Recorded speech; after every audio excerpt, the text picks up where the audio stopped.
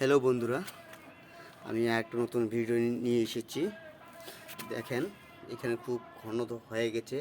এগুলো থেকে আমি কিছু চারা দীর্ঘদিন খাওয়ার জন্য, দীর্ঘদিন রাখার জন্য তা আলাদাভাবে কয়েকটা টব তৈরি করব। সাথে এখানে বেশ অনেকগুলো মরিচের চারা একসাথে আছে, এগুলো আলাদা করব। তার একটা বিকল্প পদ্ধতি আমি বের করেছি। এই যদিওগুলো আমরা ইউটিউবে দেখে এগুলো করেছি, ইউটিউবে দেখে পেয়েছি। এগুলো ছিল চকলেটের বক্স। এগুলোকে আমি দুই ভাগ করেছি। দুই ভাগ করে এই জায়গায় ফুটা করেছি যেন শিকড়গুলো এখানে আসে এবং এই জায়গায় থাকবে পানি। মূলত এই জায়গাটাতে পানি থাকবে আর যা হালকা একটা মাটি থাকবে।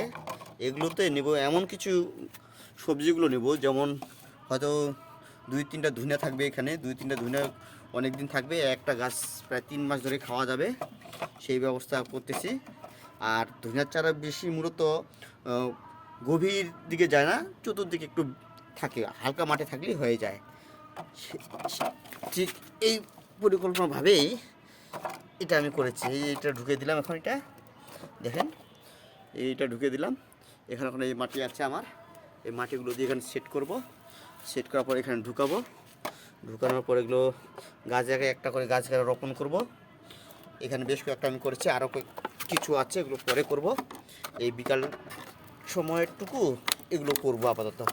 এবার সময়টা কাজে লাগাই। এই দেখেন, আমি কয়েকটা এখন করেছি, এগুলোতে পূরণ করব। এই চারাগুলো দেব। আর বিকালবেলা যত এসেছে দেখেন, গতকাল একটা ভিডিও দিয়েছিলাম, এগুলো অত আহামরি ছিল না, এখন কত সুন্দর করে এই চারাগুলো গজাইছে। এখানে এখন পানি দেবো। এই পানি নিয়ে এসেছি, এগুলোতে পানি দিয়ে সারা রাত পানি থাকবে। সকালবেলা দেখবো এগুলো আরও তরতাজা, আরও বড় হয়ে যাবে। দুঃখের বিষয়, এই চারাটা আমার দ্রুত বৃদ্ধি হচ্ছে না। দেখেন, এই চারাটা, এই বক্সটা এবং এই বক্সটা একসাথে আমি রোপণ করেছিলাম। তার মধ্যে কিন্তু এটা অনেক ভালো আছে, চারাগুলো সতেজ এবং অনেক বড় হয়েছে, দেখেও মন শান্তি। এটা কিন্তু এখানকার এই চারাগুলো অতটা সুবিধাজনক না। ধনিয়াটা কিছুটা হয়েছে, ধনিয়া চারা এই দুইটা, এখান থেকে দুটো, একটা দুইটা, এই দুইটা হলো ধনিয়া চারা এবং এই দুটো হলো পালং শাকের চারা। পালং শাকের চারাটা তা সতেজ না, এটা নির্জীব, এক কথা মরা মরা অবস্থা, এগুলো অত বৃদ্ধি হচ্ছে না। তারপরে আবার দুটো ধনিয়ার চারা, এই দুটো আবার ভালো আছে। পরে দুটো আবার পালং শাকের চারা, এটা আবার অতটা ভালো নেই। বুঝতেছি না কী জন্য হচ্ছে। নেক্সট টাইম আর এরকম হয়তো করবো না, এরকম ঘোপ ঘোপ করে দিব না।